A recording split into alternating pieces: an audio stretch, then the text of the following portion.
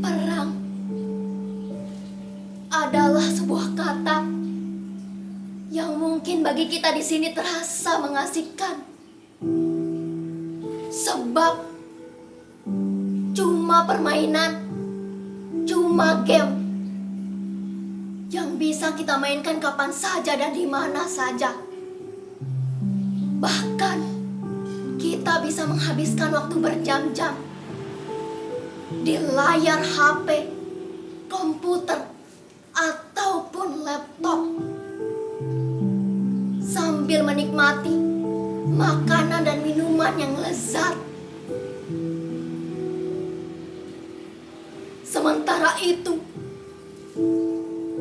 bagi saudara-saudara kita di Palestina, di Gaza, siapapun mereka, apapun agamanya, perang telah menghancurkan mimpi dan masa depan mereka.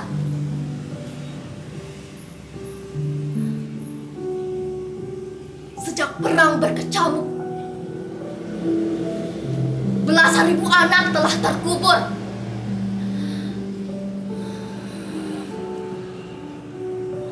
Orang-orang dewasa telah mengubah dunia ini menjadi tempat yang menakutkan dan penuh ancaman. Bahkan sampai dunia virtual, dunia rekaan, ancaman itu tak berakhir.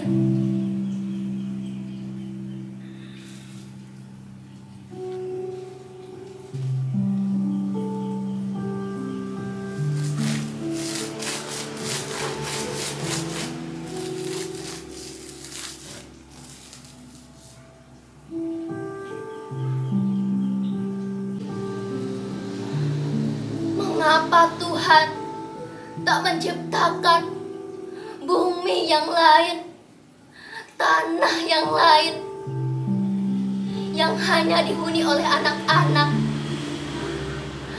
dipenuhi dengan makanan yang cukup, taman bermain, dekat persahabatan dan persaudaraan, rumah-rumah yang tentram, dan pohon-pohon yang selalu berbuah.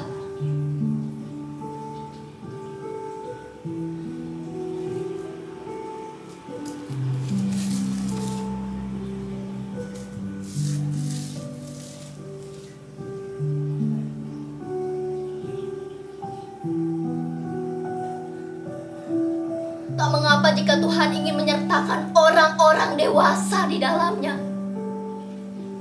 asalkan hati mereka telah dilimpahi dengan kasih sayang, bukan angkara, amarah, dan kebencian terhadap sesama.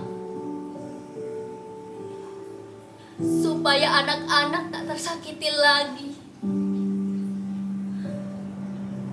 supaya ada yang menemani mereka ketika malam-malam gelap tiba, supaya ada yang mendekap mereka ketika kedinginan, supaya ada yang menceritakan kisah-kisah dan dongeng-dongeng yang indah, supaya tidak ada yang membiarkan mulut-mulut mungil mereka kelaparan.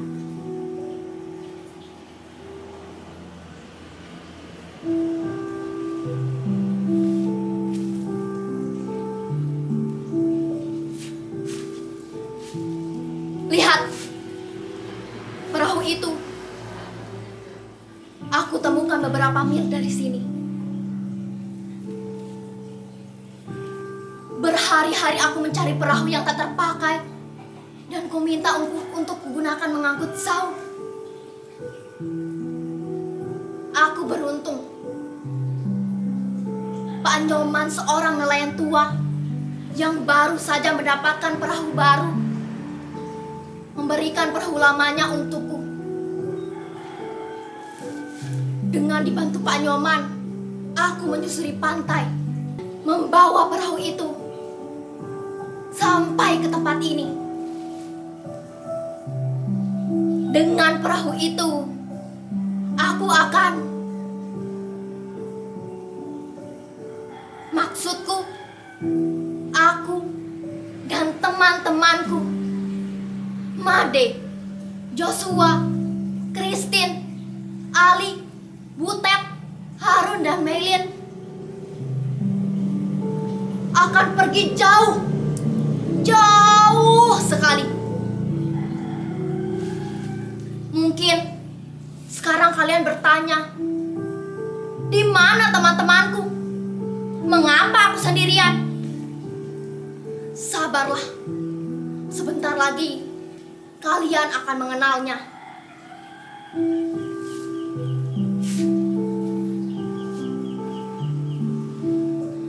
Aku malah prihatin sama kalian karena tidak bisa menemukan kalian. Aku sudah mencari kalian di rumah baru kalian, di kampung maya itu. Kutelusuri alamat kalian satu-satu dan meninggalkan kalian pesan. Tapi tak ada satu pesanku yang kalian jawab. Tak mengapa. Mungkin aku bukan teman yang asik. Aku kutu buku, introvert, dan tidak update soal-soal sosial media. Tidak seperti kebiasaan kalian di kampung maya itu. Oleh karena itu, aku menyisihkan diri ke daerah pantai ini.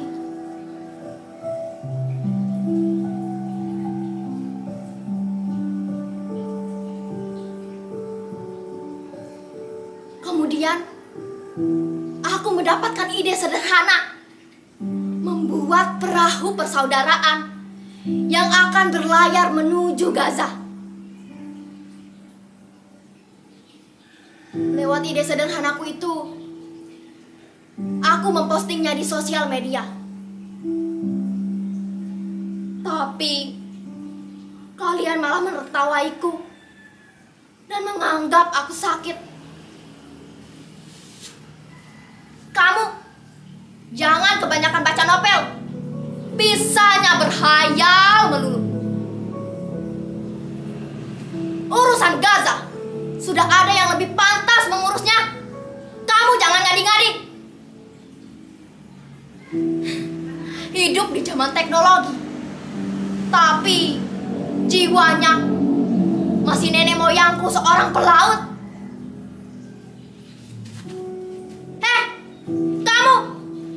Kamu itu perahu dipakai mancing aja jebol, apalagi buat dipakai berlayar.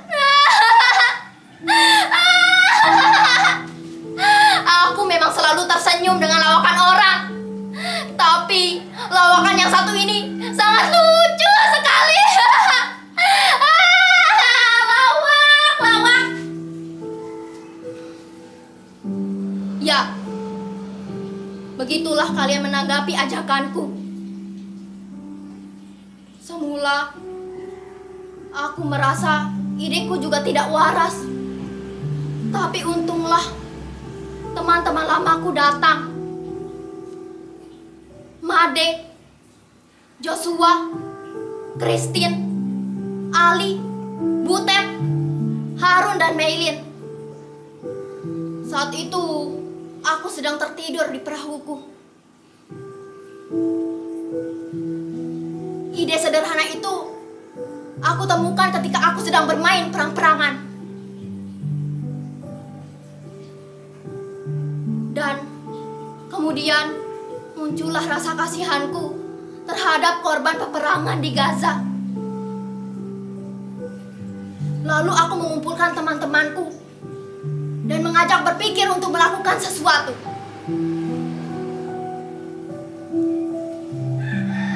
What if kalau kita ngumpulin pakaian, donasi, baju, or anything buat kita bawa berlayar? Begitu kata Meilin.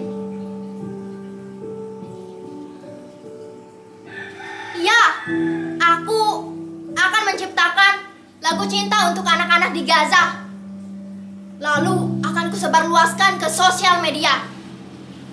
Dan dari situ pasti banyak kita dapatkan simpati dan donasi dari orang-orang untuk anak-anak di Gaza.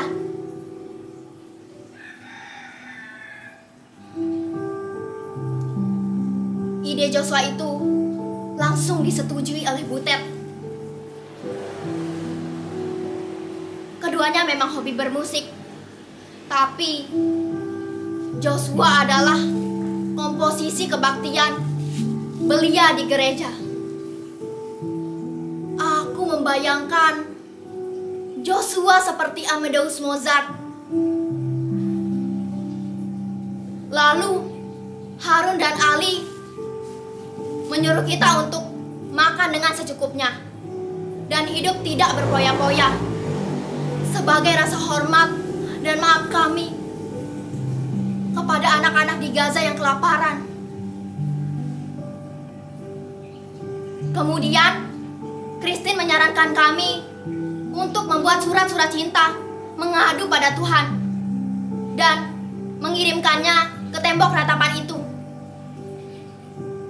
Aku dan Made akan mencari perahu untuk melayarkan harapan-harapan itu.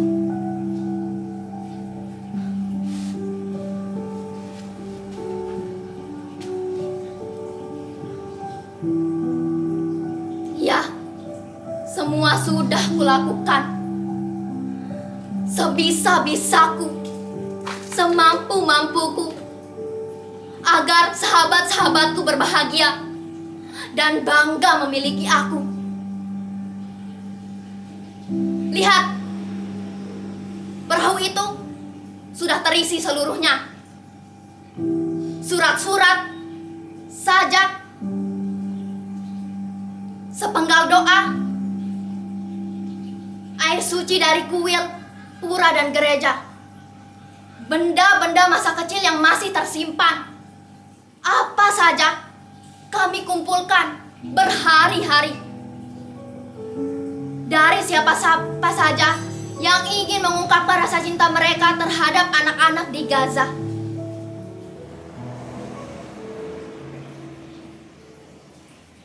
Aku akan melarungkan perahu itu ke lautan lepas.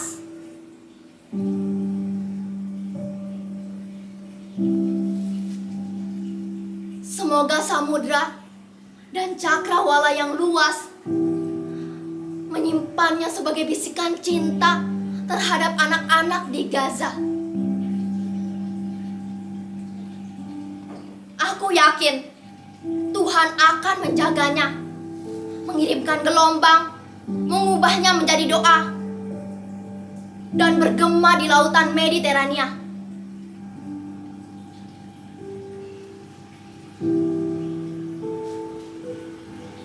Kami tahu apa yang kami lakukan hanyalah setetes air di samudra dibandingkan dengan penderitaan saudara-saudara kita di Palestina dan di Gaza. Tapi kami hanya ingin ada untuk mereka. Kami sangat-sangat ingin menjadi kebaikan-kebaikan yang dikirim Tuhan untuk mereka. Mungkin kami hanyalah seekor semut yang membawa air, memadamkan api yang membakar Ibrahim alaihissalam, hangus dan hilang di hadapan kobaran api. Tapi dengan cara itu, dan hanya cara itu yang bisa kami lakukan untuk mengungkapkan rasa cinta kami terhadap anak-anak yang mati di Gaza atau yang sedang bertahan dengan remah-remah roti di mangkuk-mangkuk karatan, berebut bubur dingin di panci-panci yang remuk oleh sepatu derdadu.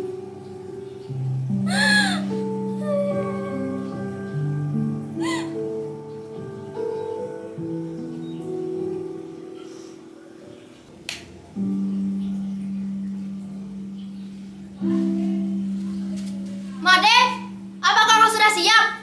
Perahunya sudah aman. Air suci yang kau pesan juga sudah kusiapkan. Tenang saja, sahabatmu yang baik ini masih cekatan seperti dulu. Hei, Joshua, Kristen, mengapa kalian diam di situ? Mari ikut denganku. Kalian pasti akan menyukainya.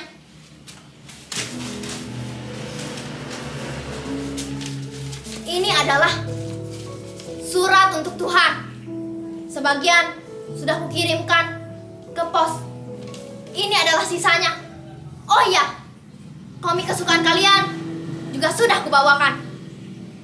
Kalian tinggal duduk diam. Aku akan membacakannya. Silakan sahabatku yang cantik dan tampan. Ali, Harun, kalian di sana? Maaf ya sahabat-sahabatku, aku tidak membawakan ketapel kesukaan kalian karena aku rasa itu tidak penting.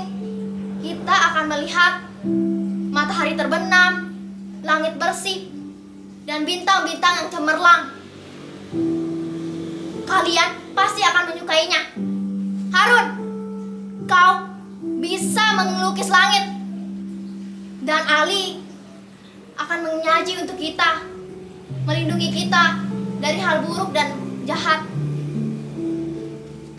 Butet, Oras bah, sudah lama tak berjumpa denganmu. Rindu kali aku denganmu. Dan sudah lama tak dengar kau menyanyi. Sik sik si batu manuka. Tugas kau harus menyanyikan kita ketika kita bosan dan rindu dengan kampung halaman. Apa? Catur? Tenang saja, aku sudah membawakannya. Asalkan kau bermain dengan suportif. Melin, ada apa? What? Kamu tidak ikut? Mengapa, Melin? Siapa yang akan mengatur kebutuhan sehari-hari kita? Dan ketika kita menemukan orang asing, siapa yang bisa berbahasa asing? Hanya kaulah yang mahir berbahasa asing. Bahasa Inggris, Jerman, Perancis, dan Rusia. Apa? Kau akan pergi dengan orang tuamu ke Australia.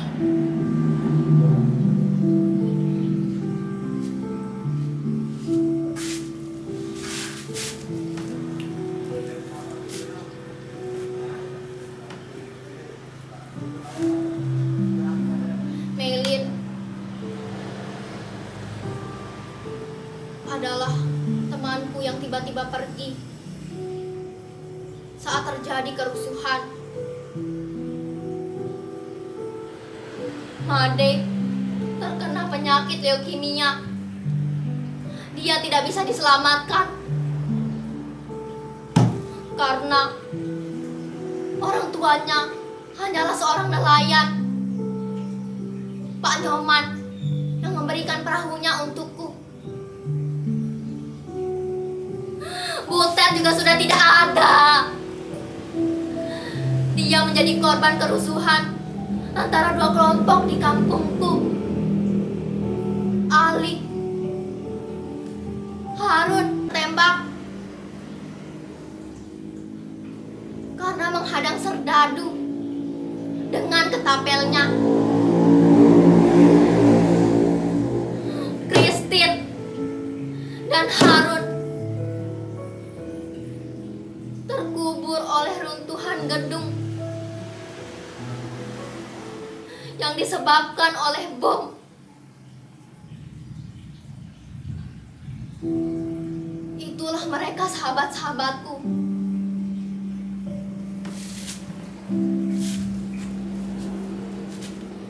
Yang mungkin mungkin kalian anggap tidak ada. Atau yang mungkin kalian anggap juga bukanlah manusia.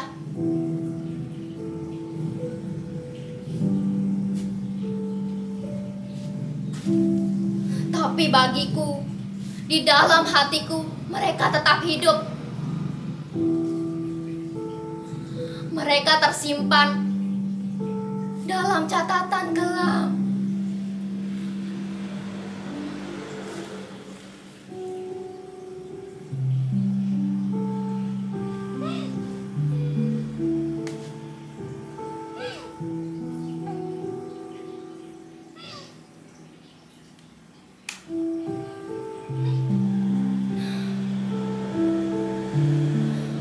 Aku selalu membayangkan anak-anak di Gaza dihampiri dengan ikan-ikan yang sudah masak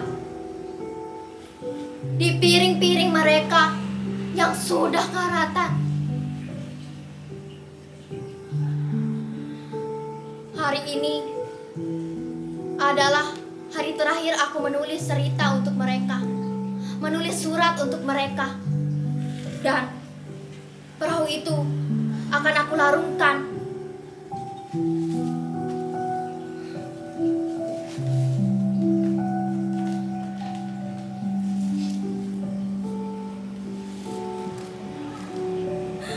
Tuhan, tolong kirimkan kedua tanganku ini ke Gaza, agar aku bisa selalu memeluk saudara-saudaraku di sana. Tolong kirimkan kedua kakiku ini di Gaza, agar aku bisa menopang saudara-saudaraku yang terkapar oleh bom-bom. Tolong kirimkan sepasang mataku ini ke Gaza. Tuhan, tolong kirimkan tubuhku ini ke Gaza, dan ubahlah menjadi roti yang tak pernah habis, agar mulut-mulut mungil yang kelaparan di bumimu yang kini penuh angkara.